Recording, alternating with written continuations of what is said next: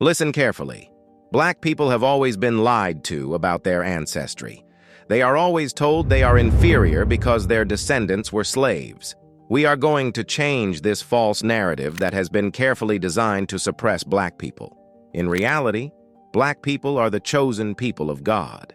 Before Christopher Columbus came to America, Native Americans lived there. They were black. However, people simply do not pay attention to it. It just comes in their blind spots, and they continue to believe that all black people living in America are descendants of the African slaves brought during the Transatlantic slave trade. But even if it's known that black people are descendants of Native Americans, what does it change? Well, to understand that, we have to know about the 10 lost tribes of Israel, who were among the chosen people of God. Now, it has become more appealing than ever that the native black Americans were actually descendants of these lost tribes. But how? In this video, let's find out. The Black History Archives. You might wonder why knowing about ancestry is important. Well, within a few minutes, you will realize why. To understand this, we have to go back into history a bit. Jacob, also known as Israel, was the son of Isaac and the grandson of Abraham. He had 12 sons with 4 women, his 2 wives, Leah and Rachel, and their maidservants, Zilpah and Bilhah. These sons would become the patriarchs of the 12 tribes of Israel. Reuben was Jacob's eldest son, born to Leah. Simeon and Levi followed, both also Leah's sons. Judah, Leah's 4th son, is notable as the ancestor of King David, and, according to Christian tradition, Jesus Christ. Dan was the first son of Bilhah, Rachel's maidservant, while Naphtali was her 2nd son. Gad and Asher were Zilpah's sons, and Leah's maidservant. Leah bore Jacob 2 more sons, Issachar and Zebulun. Rachel, Jacob's beloved wife, had 2 sons, Joseph, who received the famous coat of many colors, and Benjamin, who was born as Rachel tragically died in childbirth. Joseph's story is pivotal in the history of Jacob's family. As Jacob's favorite son, Joseph aroused the jealousy of his brothers. They initially plotted to kill him, but instead sold him into slavery to a caravan of Ishmaelites heading to Egypt. Joseph's life in Egypt was a series of trials and triumphs.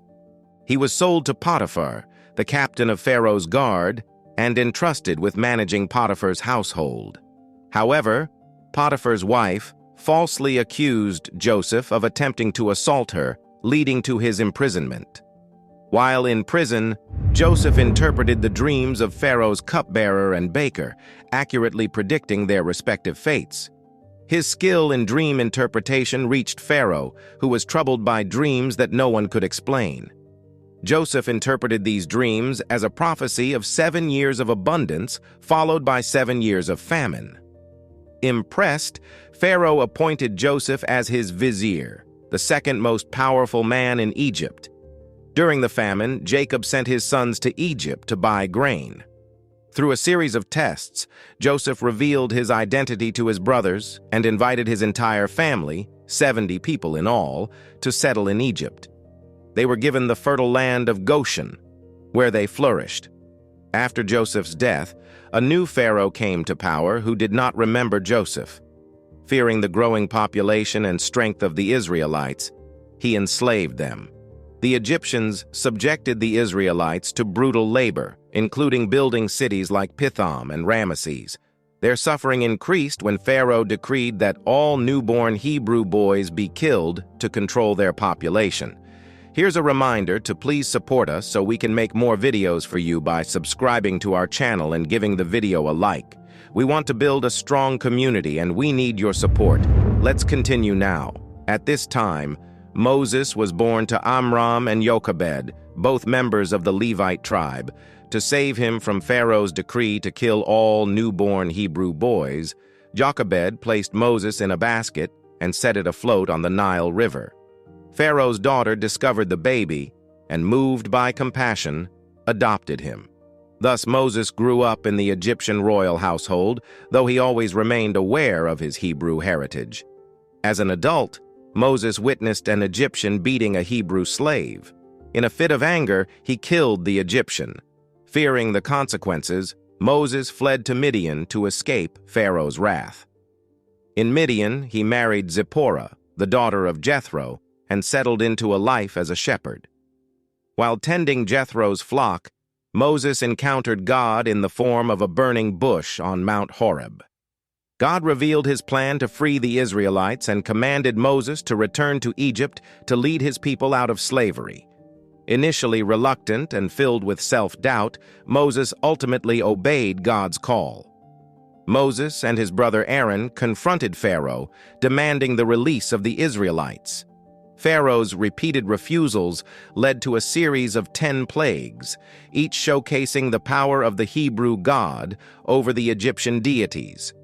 These plagues included turning water into blood, infestations of frogs and gnats, swarms of flies, the death of livestock, boils, hail, locusts, darkness, and finally, the death of the firstborn.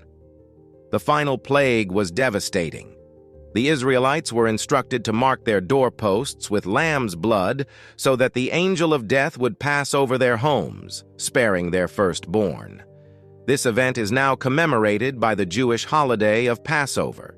After the 10th plague, Pharaoh finally relented, and the Israelites began their exodus from Egypt.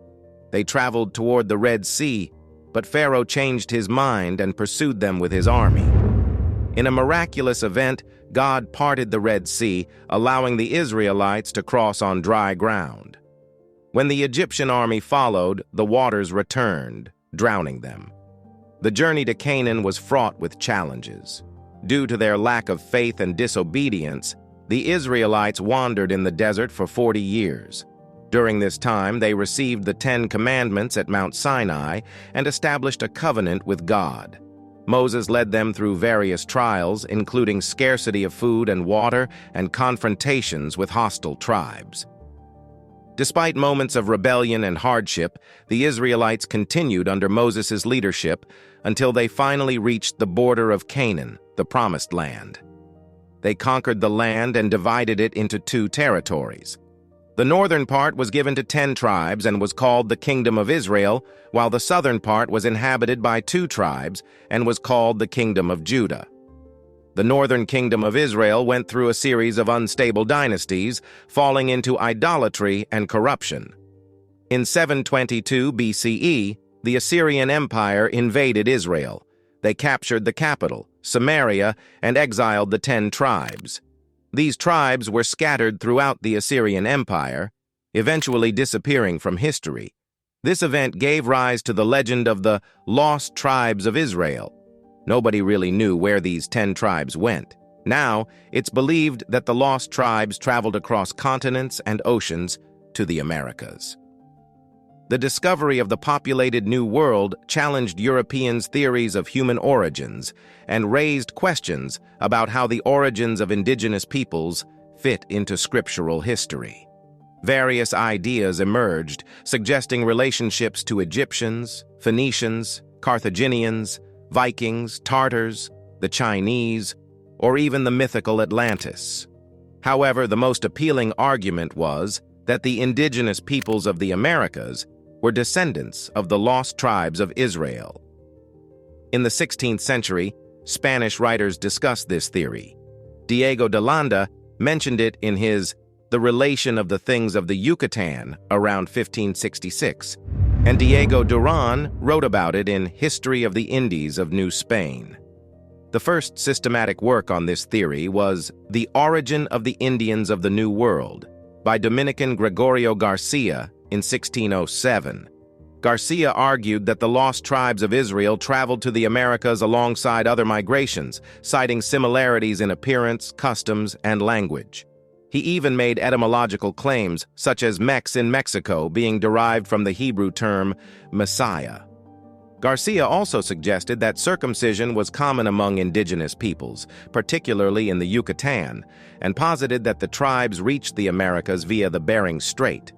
Contrastingly, French Archbishop Gilbert Génébrard in 1587 argued they traveled via Greenland.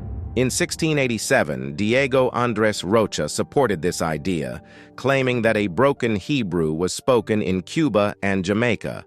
Rocha believed that the Spanish first populated the Americas shortly after the flood, with the lost tribes arriving much later via the Bering Strait. In the mid-17th century, the theory gained prominence in England and northwestern Europe, especially during the rule of Oliver Cromwell, a period of messianic millenarianism. Despite no Jews officially living in England at the time, early British Israelism, which suggested a connection between the lost tribes and the English, made the theory popular. It had eschatological implications, as the return of the lost tribes and the conversion of all Jews were believed to herald the second coming of Jesus. In 1775, James Adair's History of the American Indians revisited the theory, drawing on linguistic and cultural comparisons. Unlike earlier authors, Adair had spent 40 years in North America. In 1803, Benjamin Rush, a medical advisor to the Lewis and Clark expedition, asked Lewis to note any similarities between Native American and Jewish practices. The theory remained significant in some millennialist Christian circles into the 19th century, with works like Elias Boudinot's A Star in the West, 1816, and Ethan Smith's View of the Hebrews, 1825, arguing for a central role of the U.S. in a Christian millennial belief system. The Book of Mormon revised the theory, rejecting the lost tribes as an origin, but claiming a biblical origin for Native Americans. It stated that Jewish people emigrated to the Americas after the destruction of the First Temple, and that Jesus Christ preached to Native Americans after his resurrection. In 1837, American diplomat Mordecai Manuel Noah supported the idea in The American Indians Being the Descendants of the Lost Tribes of Israel. All this proves that the 10 lost tribes of Israel really came to the Americas and gave rise to black Indians in America. Even though not all black Americans today are descendants of native black American tribes, those who follow the same customs and have been following for generations are the living Israelites, God's chosen people. What do you think about black people's ancestry? Do you believe that black people are descendants of African slaves or the 10 lost tribes of Israel? In the comment section right below, share your thoughts on the fact that once black people know they are the chosen people of God, they won't allow themselves to be suppressed and told what to do. Would you like us to make more videos? If yes, please support us by subscribing to the Black History Archives and clicking the bell icon. You can check out more videos on our channel too.